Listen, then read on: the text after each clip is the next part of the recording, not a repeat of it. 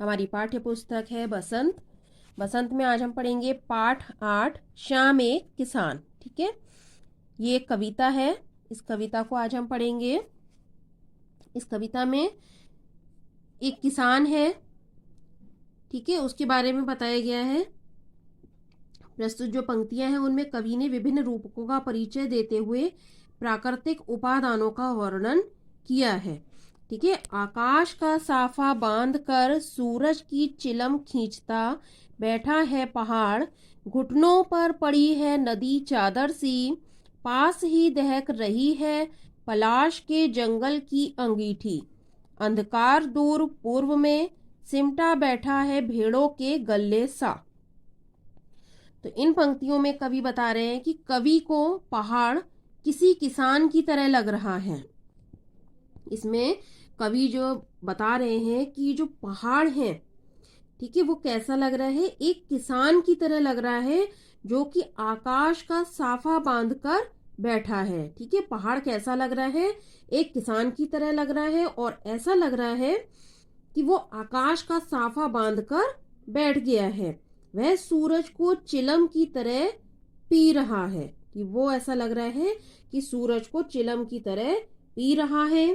पर्वत रूपी चादर किसान के घुटनों के पास चादर सी बह रही है। ठीक है, जो किसान के घुटनों के पास नदी है वो चादर सी बह रही है और वो क्या है, पर्वत रूपी चादर है। ठीक है, पर्वत रूपी चादर किसान के घुटनों के पास नदी की तरह चादर सी बह रही है और जो पास के पलाश के जंगलों की अंगीठी है वह जल रही है। अंधकार पूर्व दिशा में छा रहा है और वे सब इकट्ठा हो रहे हैं मानो भेड़ों का समूह हो। ठीक है, वो सब इकट्ठे होते जा रहे हैं और ऐसा लग रहा है कि ये सब इकट्ठे होकर भेड़ों की तरह चलते चले जा रहे हैं, भेड़ों का समूह लग रहे हैं। ठीक है, फिर कहते हैं अचानक बोला मोर जैसे किसी ने आवाज दी, सुनते हो चिलम आंधी धुआं उठा, सूरज डूबा अंधेरा छा गया। इन पंक्तियों में कवि ने मोर की आवाज का वर्णन किया है कि अचानक बोला मोर। ठीक है, अचानक बोला मोर जैसे किसी ने आवाज दी, सुनते हो। तो इसमें कवि कहते हैं कि अचानक मोर ने आवाज दी, मानो किसी ने किसान को आवाज दी कि सुनते हो। ऐसा लगा कि कोई किसान को बुला रहा है कि आप सुनते हो।